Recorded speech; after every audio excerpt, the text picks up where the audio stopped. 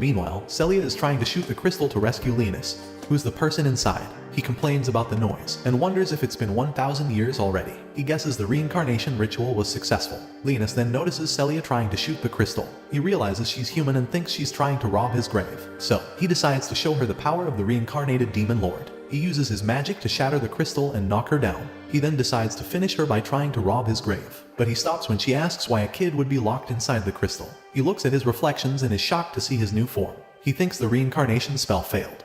But he doesn't understand why, because he used the spell to rebuild his body to a previous form. He expected to be in his demon lord form, but he is now in his human form when he was still a hero. The girl asks him why he was sealed inside the crystal and checks him out to make sure he's not hurt. She then suddenly hugs him, telling him that Big Sister is there to protect him. He initially gets annoyed but eventually ends up falling fainting. He later wakes up and she gives him some cookies. He thinks that his current body is bad because he fainted from something trivial like hunger. But luckily, Celia saved him. She then asks if he's fine, introducing herself as a 15-year-old student from the Holy Swordsman Rearing Institute, and asks for his name.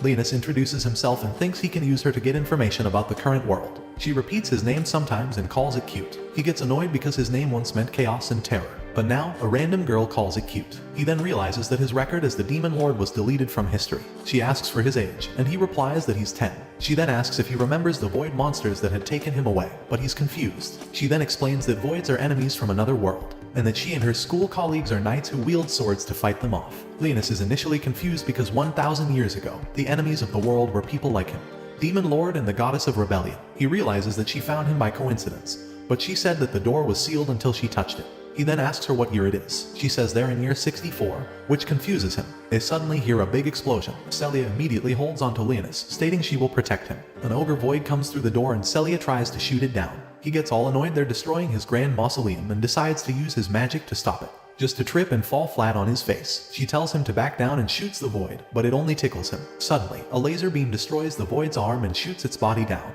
It's Regina and her huge cannon. The void gets up and Regina changes her cannon form to shoot it in the chest. Despite being surprised to see Linus, Regina simply tells Celia to take away and escape while she holds the void down. The two run away, and Linus thinks nothing went according to his plan. His reincarnation spell failed and he reverted to his human form before he became a demon lord. His grand mausoleum is now infested by aliens, who are destroying everything. He wants to deal with them, but he can't because the girls are there, and if he shows his power, he won't be able to use Celia to get more information about the world. Celia then says they're about to reach the surface, but a crystal suddenly collapses on the ground and turns into a wyvern void. This is nothing like the wyverns he's used to. Celia tells Linus to run away while she deals with the monster. Her gun then turns into a sword and she prepares to deal with it. But Linus simply ignores it and starts casting his spell to destroy the monster. Celia for some reason pushes Linus away, telling him to run, and gets sliced in the gut. She lays on the floor in a pool of her blood and Linus wonders why she did it. She says her last words, telling him to run and escape with Regina. But Linus gets closer to her. The wyvern gets closer and a second void appears. She apologizes for not protecting him and closes her eyes. Linus holds her hand until her last breath but thinks she's an idiot. He only kept her to gain more information, but she decided to sacrifice herself to protect him. In fact, he could have used his power to easily block the wyvern's weak attack.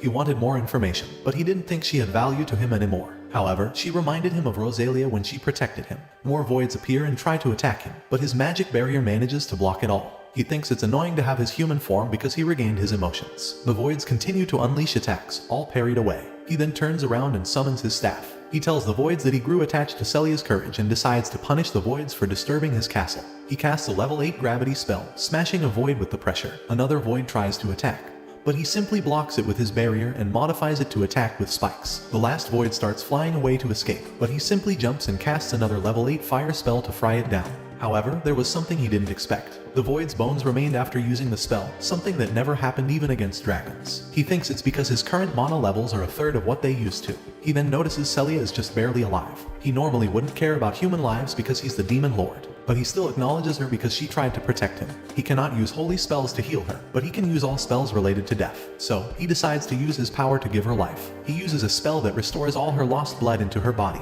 healing her wounds. Meanwhile, Regina manages to finish off the ogre void and tries to contact Celia, who's still unconscious. Linus hears it and finds it impressive that humanity's technology managed to advance that much.